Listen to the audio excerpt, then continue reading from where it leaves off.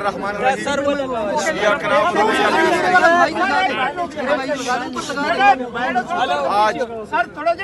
हमारे यहाँ आने का मकसद अपनी मुअज़्ज़ज़ अदलिया को, अपने काबिल एहतराम जजेस को ये पैगाम देना था कि पाकिस्तान में काफ़ी अरसे से और बिलखसूस 9 अप्रैल 2022 से जिस तरह अदलिया को यरगमाल किया गया है और हमारी अदलिया इंसाफ नहीं कर पा रही, तो आज हम ये पैगाम देते हैं कि हम आईन और कानून की बालादस्ती के लिए, पाकिस्तान में इंसाफ की फराहमी के लिए हम उन तमाम जजेस के साथ चट्टान की तरह खड़े हैं जो इंसाफ करना चाह रहे हैं। बदकिस्मती से 26वीं आईन के ज़रिए तरमीम के ज़रिए आईनी तरमीम के ज़रिए अदलिया को यरगमाल बनाया गया है। उसके बाद से हम देख रहे हैं कि जो पाकिस्तान में आईनी बुरहान आ रहा है वो पूरी दुनिया देख रही है। जजेस के अहकामात हवा में उड़ा दिए जा रहे हैं, जजेस अहकामात दे रहे हैं और एक सुपरडेंट जेल का या एक छोटा हवलदार भी वो अहकामात नहीं मान रहा, जिससे हमारी मुअज़्ज़ज़ अदलिया की भी तोकीरी हो रही है। तो हम चाह रहे हैं कि हमारे जजेस अगर फ़र्ज़ करें वो ये समझते हैं कि उनके इंसाफ में किसी की तरफ से खलल आ रहा है, तो हमारे जितने भी वकला हैं, हमारे पाकिस्तान के गैरतमंद अवाम उनके लिए बाहर भी निकलेंगे और उनके साथ जो हैं वो चट्टान की तरह खड़े भी हैं।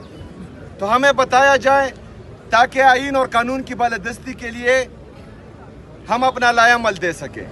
अभी हमारे लीडर, हमारे कायद जनाब इमरान खान साहब के केसेस नहीं लगाए जा रहे हैं, उसमें उनकी बरियत का केस भी है, अलकादिर ट्रस्ट का केस भी है, वो नहीं लगाए जा रहे। तो हमारी ये रिक्वेस्ट है कि वो लगाए जाएं और इंसाफ किया जाए, क्योंकि ये पूरी दुनिया को पता है कि जिस दिन पाकिस्तान में इंसाफ होगा तो उसी दिन हमारा लीडर, हमारा कायद जनाब इमरान खान साहब, उनकी अहलिया बुशरा बीबी, हमारे जितने भी आसिरान हैं जो नाहक कैद हैं वो जेलों से बाहर होंगे। लेकिन बदकिस्मती से सिर्फ फैसले ही दिए जा रहे हैं, इंसाफ कोई नहीं हो रहा। कोर कमांडर पेशावर से मुलाकात हुई है आपकी? जी, कोर कमांडर साहब आए थे मुबारकबाद देने के लिए वज़ीर आला सेक्रेटरीट, तो उनसे मुलाकात हुई है। सर आपकी जी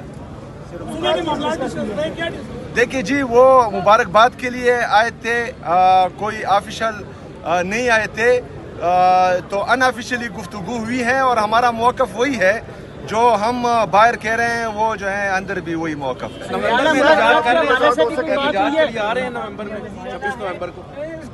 जी, एहतजाज तो हमारे सूबाई सदर यहाँ पर KPK के हैं, जुनैद अकबर साहब वो हैं, पार्टी की तंजीम है।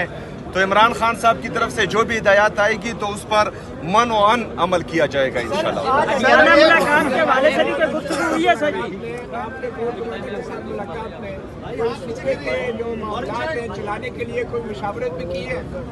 देखिए जी, मैं चीफ एग्जीक्यूटिव हूँ पूरे सूबे का, मेरे ऑफिस में जो है IGP भी आते हैं, चीफ सेक्रेटरी भी आते हैं, कोर कमांडर भी आएंगे, तमाम सिक्योरिटी इदारों के जितने भी हमारे ऑफिसर्स हैं वो आएंगे और सूबे के मामलात उनके साथ ही डिस्कस होंगे।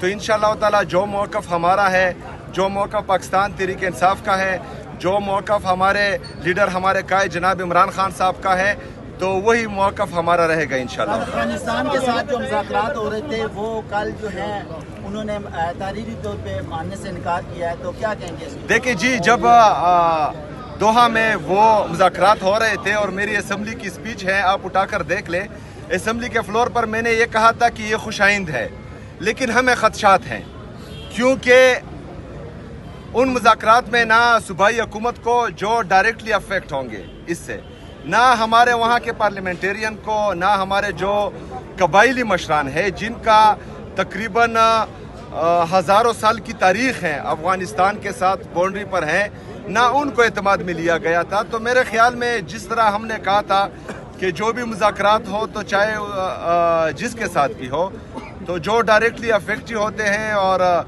जो मुज़ाकरात को कामयाब बना सकते हैं उनको एतमाद में लेना चाहिए। चीफ जस्टिस को आपने खत लिखा था, उस पर कोई आपको रिस्पांस आया? नहीं, चीफ जस्टिस साहब को जो है मेरे लीडर मेरे कायद जनाब इमरान खान साहब ने भी खत लिखा था, उसका भी मौसर जवाब नहीं आया। मैंने भी खत लिखा था, उसका भी मौसर जवाब नहीं आया।